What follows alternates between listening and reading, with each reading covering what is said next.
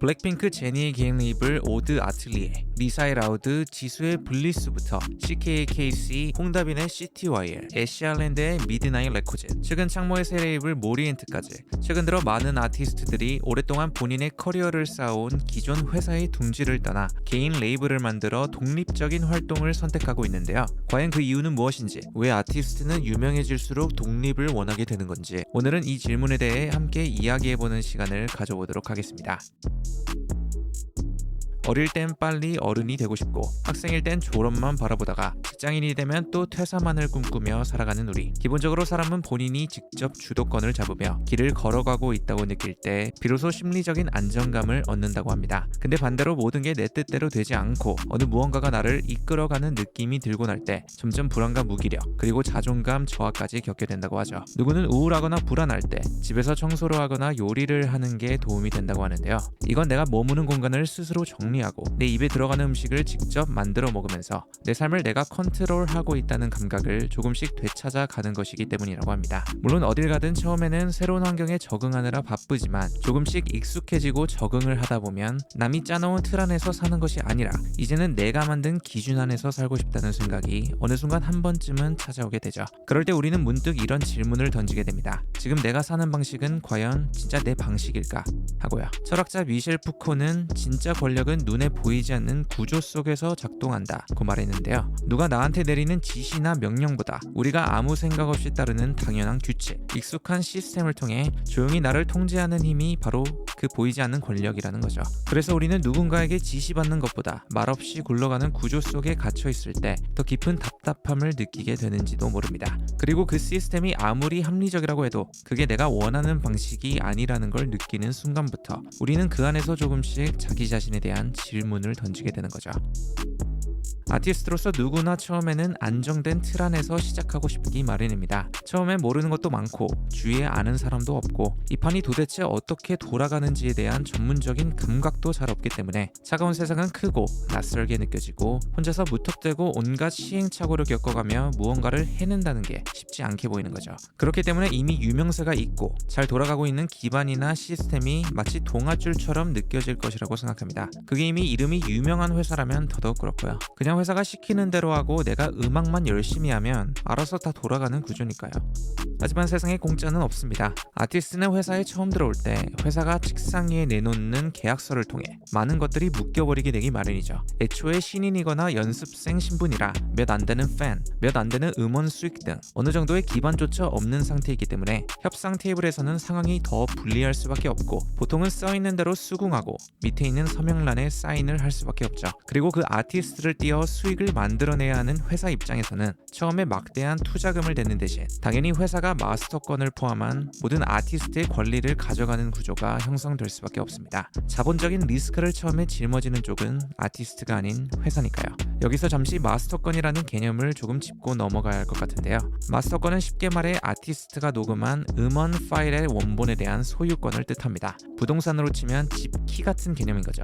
예를 들어 아티스트가 직접 작사 작곡을 처음부터 끝까지 다 했다고 하더라도 그 곡을 녹음한 음원 파일의 주인은 곡 제작 비용과 홍보비를 위해 돈을 부담하는 회사가 가져가게 되는 겁니다. 어떻게 보면 이 돈으로 회사가 직원들 월급을 주고 다른 아티스트를 또 키우는 거기도 하고요. 집은 건설업체가 짓지만 정작 집주인은 따로 있는 것과 비슷한 개념인 거죠. 그리고 이 마스터권이 왜 중요한가 하면 왜 이 집키를 가지고 있는 게 중요하냐면 결국 나중에 이 곡이 잘 됐을 때 생기는 돈 문제 때문입니다.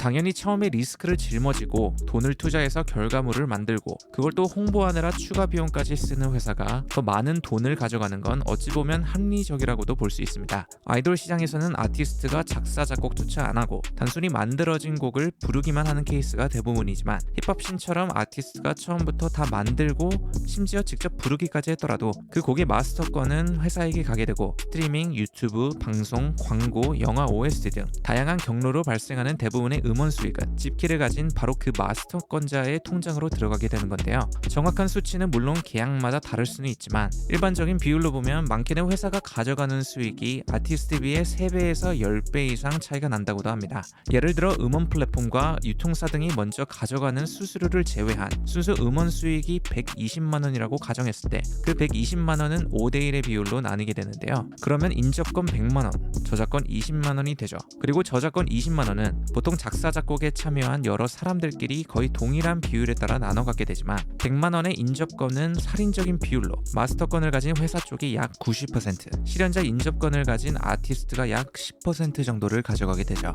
이래서 마스터권이 너무나도 중요하다는 겁니다. 그런데 그 아티스트에게 떨어지는 실현자 인접권조차 계약에 따라 회사와 7대3, 5대5 등으로 나누는 경우도 많기 때문에 결국 아무리 아티스트가 실력이 좋아서 비트부터 작사 작곡을 전부 다 해 저작권 20만 원을 다 챙겼다고 해도 이렇게 회사 쪽이 아티스트보다 3배 넘게 수익을 가져가는 구조가 될 수 있다는 것이죠. 물론 이 계산은 어디까지나 대략적인 예시이고 마스터권 수익을 회사와 아티스트가 나눠 갖는다, 계약 조건이나 상황에 따라 달라질 수 있다는 점도 함께 참고해 주시고 전체 흐름과 구조를 이해하는 정도로만 봐주시면 감사하겠습니다.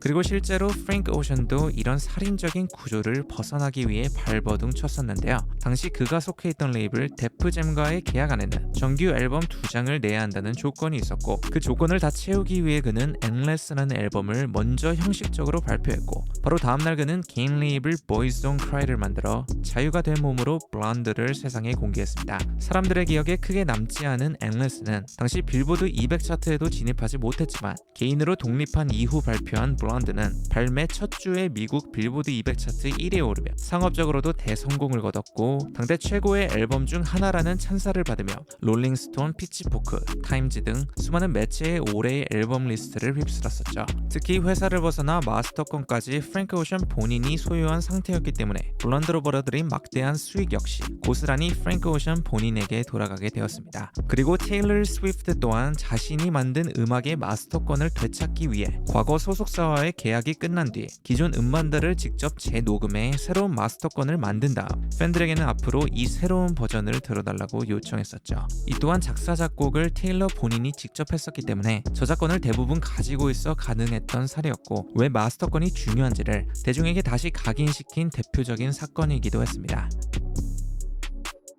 그리고 시간이 지나 아티스트가 회사와의 계약이 끝나고 재계약을 하지 않게 되면 그동안 회사에서 만든 모든 음악들의 소유권을 아티스트는 잃게 됩니다. 아니 잃는다기보다는 애초에 본인의 것이 아니었던 거죠. 반면 회사 측은 마스터권을 가진 덕분에 아티스트와의 계약이 끝난 이후에도 그 음원에서 나오는 수익을 계속해서 매달 월세처럼 받아갈 수 있게 되는데요. 물론 다른 케이스들도 있습니다.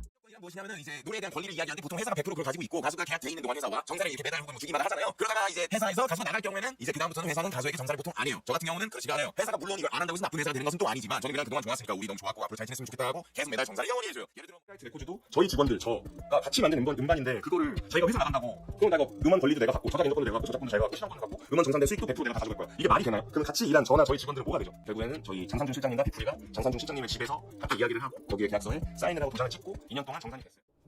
나플라가 저희한테 음원을 다 달라고 했어요. 마스터 달라고 했어요. 마스터 다 달라고 했어요. 그런데 음원까지 다 가져가겠다는 거는 솔직히 회사 입장에서는 말도 안 되는 거잖아요. 루피랑 둘이서 얘기하는데 그래도 마지막이라도 우리가 쟤한테 좋은 형이 돼보자. 그래서 루피랑 얘기를 하다가 그래 그러면 우리가 유종민을 거두자. 그래서 어쨌든 결론은 아티스트가 곡을 만들고 불러도 결국은 집만 지어주는 셈이고 회사가 처음에 그 집에 재료값을 대고 홍보해주고 팔아준 대가로 그 집에서 나오는 임대 수익은 거의 다 가져가는 구조가 되는 거죠. 물론 그 과정에서 아티스트가 잃는 것만 있는 건 전혀 아닙니다. 음악이 잘 됐다는 가정하에 그에 따른 감히 값으로는 측정할 수 없는 인지도 그리고 팬덤을 얻게 되죠. 그런데 만약 회사에 들어갔음에도 불구하고 별다른 인기도 못 얻었다면 회사 입장에서는 투자한 돈을 잃고 아티스트 입장에서는 인지도도 못 챙기고 소유권도 없는 매우 꼬여버린 상황이 되어버리는 겁니다. 그래서 아티스트 입장에서 본인 음악의 마스터권을 지키고 싶다면 처음 회사와 계약서를 쓸 때나 재계약을 앞두고 있을 때 협상 테이블 앞에서 을이 아니라 공동 파트너로서 협상할 수 있는 정도의 레버리지, 즉 그만한 이유를 먼저 만들어야 한다는 이야기인데요. 왜냐면 회사가 아티스트를 계약하는 본질적인 이유는 아티스트를 통해 돈을 벌기 위해서죠. 그런데 본인들의 투자 없이 이미 아티스트 본인만의 힘으로 시장에서 입증이 된 상황이라면 당연히 회사 입장에서도 더 많은 권리를 양보할 수 있는 논리가 생기게 되는 겁니다. 예를 들어 러스는 레이블에 들어가기 전부터 이미 탄탄한 팬층을 확보하고 혼자서도 꾸준히 안정적인 음원 수익을 벌어들이고 있었습니다. 그래서 컬럼비아 레코드와의 협상 테이블에서 본인은 마스터권은 절대 포기하지 않는다는 조건을 명확히 걸었죠. 러스는 한 인터뷰에서 그들이 나를 필요로 했지 내가 그들을 필요로 한 게 아니었다 라고 말했고, 이 말처럼 결국 그는 레이블을 도구처럼 사용하는 데 성공합니다. 3장 앨범 계약을 맺고 컬럼비아 레코드의 마케팅과 배급 네트워크만 활용하면서 계약 기간 동안 수익은 5대5로 나누되 마스터권은 100% 본인 소유로 유지했죠. 그리고 러스는 계약이 끝난 2020년 이후부터는 완전히 독립해 개인으로 활동하며 이제는 모든 음원 수익을 혼자 가져가고 회사에서 낸 앨범의 마스터권도 뺏기지 않은 채 자신의 커리어를 100% 스스로 컨트롤하며 활동하는 모습을 보이고 있습니다. 러스뿐만 아니라 제이지, 리아나, 비욘세, 닙시 허슬처럼 이 구조를 정확히 파악하고 있는 아티스트들 또한 자신의 앨범 마스터권을 직접 보유하고 있는 것으로 알려져 있죠. Gone to a label, I don't think I would have been able to fully explore what was really happening. Really? Because I had the freedom and like the independence to like really talk about like the real stuff that was happening in the streets and happening for me and my friends at the time. You know, record labels would probably say, yo, you need a big head. You need independent company from the beginning, and then going through the Def Jam system, not really understanding how that works, and them having my masters, then going back to Def Jam as the president, and then saying, okay, I'll do this job, and part of this job is my masters has to be revert back to me. Just, you know, it was for my kids to see my work, you know, and if they decide to sell it, then it's up to them. Labels need to understand that they're a bank with connections. But you don't need to own someone's masters just because of that. That's real. Yeah. Damn, I never thought you're a bank with connections, but you don't need to own somebody's masters because of that. That is true, because it's like I'm giving you a loan that's recoupable anyway, so why should I own your intellectual property No, forever it's for just that? greed. It's pure. 하지만 물론 혼자만의 힘으로 그만큼 유명해진다는 것이 이렇게 말처럼 쉬운 일은 절대 아니라는 걸 모두가 알고 있으실 건데요. 하지만 그 싸움을 견뎌낸다면 내가 원하는 방식대로 나만의 브랜딩 그리고 팬덤, 무엇보다 회사를 통해 성공한 게 아니라 바닥에서부터 버텨오며 차근차근 쌓아올린 나만의 커리어 서사를 스스로 만들 수 있게 되는 거고, 반면 이 모든 걸 포기하고 마스터권을 넘기는 구조를 감수하며 회사의 자본과 인프라로 내 이름을 키우겠다는 전략을 선택한다면 계약 기간 동안 내가 만든 음악이 결국엔 내 것이 아니게 되지만 그만큼 좀 더 쉽고 빠르게 인지도를 얻을 수 있긴 하겠죠. 이걸 두고 흔히 영혼을 판다고 표현하기도 하는데요. 뭐 어떤 방법이 정답이라고는 단정할 수 없습니다. 다만 회사에서 요구하는 이미지나 컨셉에 대해 본인이 얼마나 의견을 낼 수 있을지는 솔직히 의문이고요. 그렇게 회사가 원하는 방향대로 아티스트 이미지가 형성되다 보면 그동안 시키는 대로만 하고 떠먹여준 만큼만 해왔던 경우라면 이후에 회사를 나와 혼자만의 힘으로 다시 일어서는 건 쉽지 않은 경우도 많습니다. 결국 어떤 선택이 옳은지는 본인이 처한 상황마다 다를 수 있겠지만 내가 과연 무엇을 더 중요하게 보는가, 내가 이 산업을 얼마나 잘 이해하고 있는가, 내 주위에 얼마나 믿을 만한 사람들이 있는가에 따라 그 판단은 완전히 달라질 수밖에 없죠. 회사 직원들이 하는 마케팅보다 내가 팀원을 꾸려 더 잘할 수 있다는 확신이 생기면 그냥 혼자 하면서 모든 권리와 수익을 스스로 챙기는 것도 충분히 영리한 선택이 될 수도 있다는 것입니다. 그리고 그 무엇보다 아티스트가 독립을 하려 할 때는 주위의 아티스트와 동일한 비전과 에너지가 맞는 팀원들을 꾸리는 것이 가장 중요하다고 생각합니다. 그리고 이 팀원을 꾸릴 때는 단순히 일을 잘하는 사람을 찾기보다는 아티스트와 결이 맞고 무엇보다 나의 결정을 믿고 따라줄 수 있는 조력자들이 필요한 것이죠. 솔직히 말하면 음원 마케팅이나 아티스트 브랜딩에 필요한 플레이리스팅, 광고, 투어, 콘텐츠 제작 같은 작업들은 회사 이름이 하이브, YG, SM, JYP가 아닌 이상 직접 회사 내에서 전부 처리하는 경우는 거의 없습니다. 대부분은 그것만 전문으로 하는 또 다른 회사에 연결하거나 의뢰해서 돈을 지불하고 맡기는 구조인데요. 예를 들어 내 음악을 스포티파이 플레이리스트에 넣고 싶어도 회사가 있다고 해서 무조건 자동으로 들어가는 건 아니고 회사 담당자가 스포티파이 담당자에게 직접 연락해서 부탁을 하거나 돈을 내거나 혹은 인간관계로 밀어넣는 식으로 진행되죠. 그래서 반대로 생각해보면 내가 그 스포티파이 담당자 연락처만 알고 있고 나의 유명세가 어느 정도만 뒷받침된다면 충분히 내가 고용한 팀원이 직접 할 수 있는 일이기도 합니다. 그렇기 때문에 아티스트 본인이 업계 구조를 더 잘 알게 되고 연락이 가능한 네트워크가 생기고 자기 브랜드의 가치가 커졌다고 느끼는 순간부터는 내가 할 수 있는 걸 굳이 남에게 맡길 필요가 없다는 걸 스스로 깨닫게 되는 거죠. 그때부터는 마스터권을 가져가는 회사라는 존재는 아티스트에게 필수가 아니라 선택지가 되고 자유라는 것은 단순한 로망이 아니라 가능성이 되기 때문에 아티스트가 독립적인 길을 선택하게 되는 겁니다. 좀 답답해서 만든 것 같아요. 답답해서. 하이뮤직이랑 있을 때도 생각을 하고 이제 프로젝트 시작하는 아이디어 브레인스토밍 할 때 항상 답답함을 많이 느꼈는데 제일 컸던 거는 우리 스스로 이제 우리 권리를 좀 지키자. 그 아티스트의 권리를 지키자라는 생각이 좀 컸어요. 그래서 회사를 만들게 됐어요. 이거는 뭐 설명을 어떻게 드려야 할지 모르겠어요. 하이뮤직이 그렇다는 건 아니에요.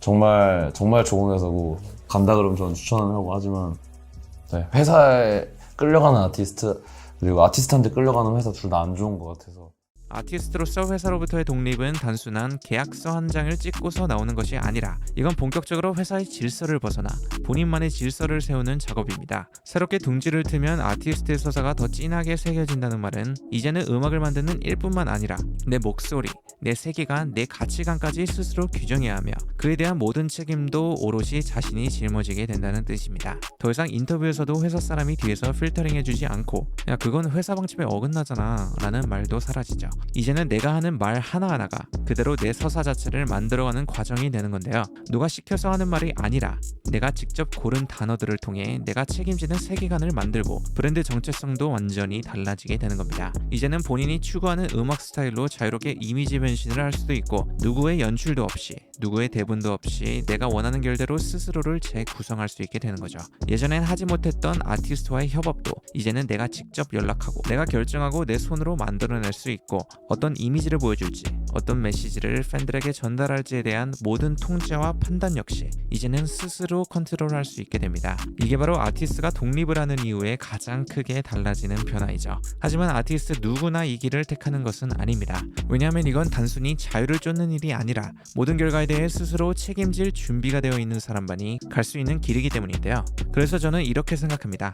그 변화에 대한 니즈가 강하게 있는 사람들만이 그리고 그 무게를 감당할 수 있는 사람들만이 회사를 떠나 스스로의 이름으로 새로운 챕터를 시작하게 되는 거라고요. 그리고 이건 아티스트뿐만 아니라 우리 모두에게 닿아 있는 이야기일 거라고 생각합니다. 살다 보면 한 번쯤은 남이 만들어 놓은 기준이 아니라 내가 만든 기준으로 살아가고 싶다는 마음이 찾아오니까요. 비록 그 길은 조금 더 서툴고 조금 더 불안할 수 있겠지만 그럼에도 불구하고 나의 선택으로 걸어가는 삶은 분명 더 깊은 자부심과 자유를 안겨줄 것입니다. 천천히 가도 괜찮고 조금은 흔들려도 괜찮죠. 결국 중요한 건 남이 아닌 나로 살아가겠다는 용기니까요.